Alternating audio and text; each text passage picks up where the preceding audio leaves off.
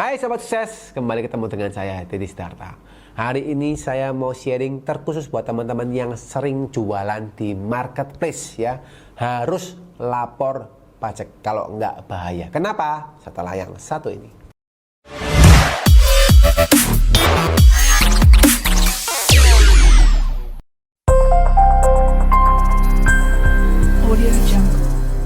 Oke teman-teman, hari ini saya mau sharing terkhusus buat teman-teman yang happy dan hobi berjualan di marketplace ya. Karena akhir-akhir ini saya banyak dapat konsultasi private teman-teman ya, dari teman-teman yang jualan di marketplace ya. Nah, jadi gini, ceritanya ada beberapa orang yang tiba-tiba datang ke saya ya, karena jualan di marketplace itu ternyata kelihatannya jualan di marketplace, tapi omsetnya itu gila-gilaan ya, ada yang puluhan miliar setahun, ada yang ratusan miliar setahun gitu ya. Masih mereka melaporkan sebagai pengusaha UMKM 4,8 miliar ya, belum setting CV, belum setting PT gitu ya. Semuanya masih di pribadinya dan lapornya 4,8 miliar, padahal omsetnya sudah puluhan miliar atau ratusan miliar. Terus tanya ke saya, "Pak, gimana Pak ya caranya mengakali ya Pak ya, supaya saya bisa lapornya minim gitu ya, bayar pajaknya minim." Nah, kalau Anda belajar strategi pajak tax planning yang mungkin pernah saya ajarkan juga, saya pernah ngomong terkait dengan pemisahan badan usaha ya, itu bisa. Masalahnya adalah ini di marketplace ya. Nah, terus ada yang ngomong gini, "Pak, gimana Pak kalau rekeningnya dipisah-pisah?" Oke ya. Cuma saya tanya, waktu daftar di marketplace namanya satu apa bisa pisah-pisah? Ya satu Pak, satu toko satu. Wah, problem kan? Ya, satu toko satu. Kecuali Anda punya banyak toko gitu ya di marketplace. Terus setiap toko Anda punya CV yang lain atau PT-PT yang lain. Nah itu masih bisa. Tapi kondisinya begitu Anda buka satu toko, kan Anda pasti besarkan, Anda pasti pakai ads, Anda supaya masuk ke official store, Anda masuk pro store dan macam-macam. Caranya kan supaya Anda bisa terkenal di marketplace dan orang mau beli dari Anda, kan Anda mesti harus meningkatkan branding dari tokonya di marketplace. Otomatis Anda mau pecah omset susah ya, karena Anda harus memperbesar penjualannya supaya bisa jadi toko pro atau toko yang official store ya, Anda harus besarkan. Nah, ketika Anda besarkan tapi yang terdaftar atas nama satu badan, satu orang ya, maka meskipun rekeningnya Anda pecah-pecah pengambilannya, ini nggak ngefek teman-teman ya. Dan mungkin saat ini Anda belum dapat surat dari perpajakan, tapi sudah mulai banyak yang pusing karena kemarin ada satu marketplace yang berwarna orange sudah ketahuan. Ya ini true story, waktu itu dia sempat sharing ke saya karena dia dapat surat cinta yang mengatakan bahwa marketplace tersebut memberikan data bla bla bla bla bla untuk dibayar pajaknya. Ya, dan terutama kondisinya kalau omset besar yang dikenakan pertama adalah PPN teman-teman, 11%. Ya. Problem berikutnya adalah apa? Teman-teman kondisinya adalah belinya barangnya impor. Impornya borongan pula. Ya, Anda nggak bisa dapatkan PPN. Ya, waktu Anda jual, Anda mau tambahkan PPN, Anda nggak cuan. Anda nggak untung. Ya, 11%, Anda di marketplace hajar-hajaran gitu ya. Untungnya tinggal 3%, Anda ber-9%, nggak untung Pak. Gimana cara? Nah, ini teman-teman, satu hal yang memang harus dipikirkan adalah bukan hanya Anda berjualan. Ya, masalah ini saya yakin dan pada teman-teman yang nonton ini pasti punya problem yang sama. Pasti teman-teman banyak yang mengalami hal yang sama. Ya, karena di marketplace dapat omset itu luar biasa gampangnya. Ya, tapi untuk profitnya itu berdarah-darah. Nggak mudah juga di marketplace. Nah, strategi apa yang harus dilakukan mestinya bisa banyak ya, tapi saya nggak mungkin bisa bongkar semua di dalam satu video ini. Cuma minimal Anda tahu, oh problemnya sama nih, problemnya kalian ini nih gitu ya. Yang perlu kalian aware adalah apa? Yang perlu kalian aware adalah kondisi ini tidak bisa Anda biarkan saja. Jangan sampai Anda merasa, oh Pak, ya aman lah Pak, kan saya belum diperiksa. Ya, saya kan tidak ada masalah. Oke, tidak apa-apa. Tapi Anda perlu aware juga bahwa kondisi ini tidak bisa Anda biarkan saja. Anda harus berpikir strategi ke depan. Mungkin sekarang, waduh Pak, saya tetap mau pakai 4,8. Ya silakan. Tapi saya ngomong, potensinya ada. Oke Pak, saya siap Pak. Oke, tidak apa-apa ya. Tapi jangan berhenti di situ.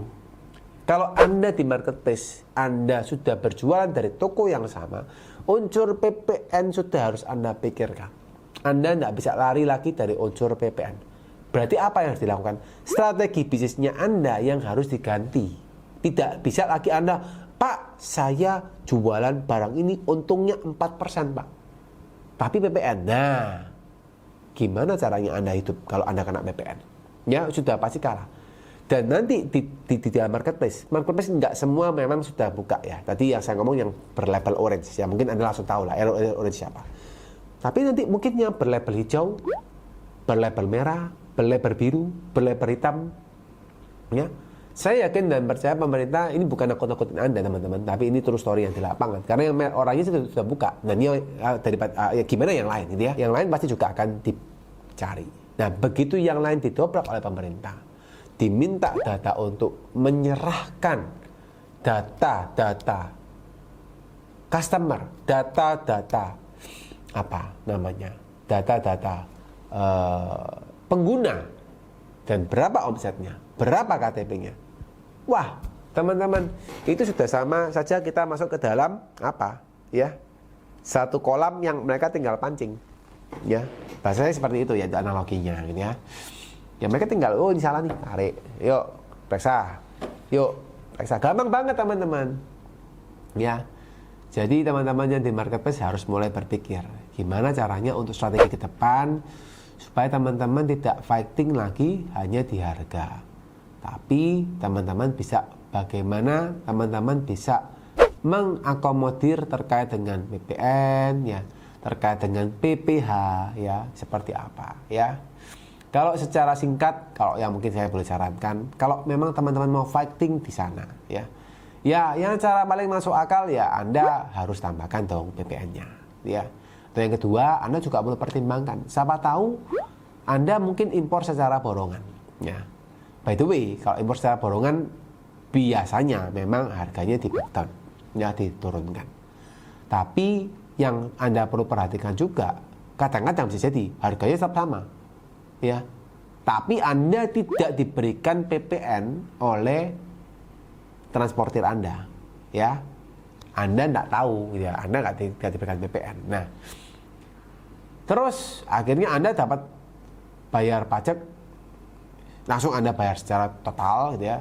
Anda dapat bayar invoice secara total, ya udah selesai, ya.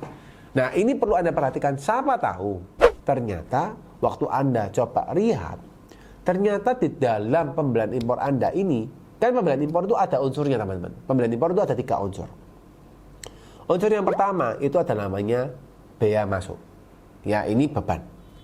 Unsur yang kedua ada namanya PPN impor. Ini bukan beban teman-teman. Ini adalah uang muka pajak. Ya. Unsur yang ketiga ada namanya PPH 22 atau PPH impor. Itu juga bukan beban. Itu adalah uang muka. Ya. Jadi dua hal ini, PPN sama PPH ini uang muka Anda. Kalau Anda diimpor borongan, Anda nggak bisa ambil ini, karena itu langsung hilang.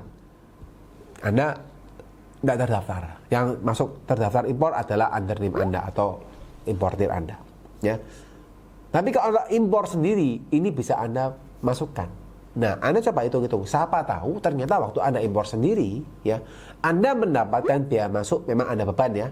Tapi PPH 22 dan PPN ternyata ini nilainya cukup lumayan dan ini bukan hilang, ini uang muka. Ya, waktu Anda hitung, oh ternyata saya malah untung kalau saya impor resmi. Dengan menggunakan angka pengenal impor Anda sendiri, Anda punya API, ya.